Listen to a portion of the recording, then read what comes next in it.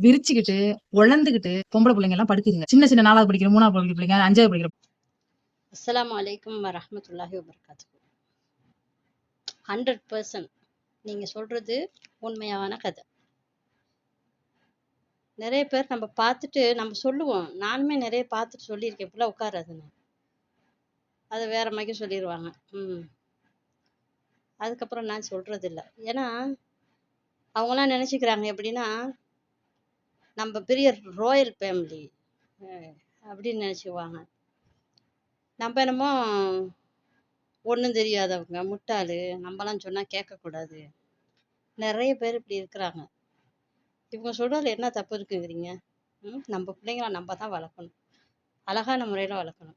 பெத்து போட்டோம், எப்படியோ போகுது அப்படின்னு விடக்கூடாது. ரொம்ப தவறு. சில விஷயங்கள சொல்லும்போது கோவம் வரும். ஆனா அதுதான் உண்மை. அஸ்ஸலாமு அலைக்கும்.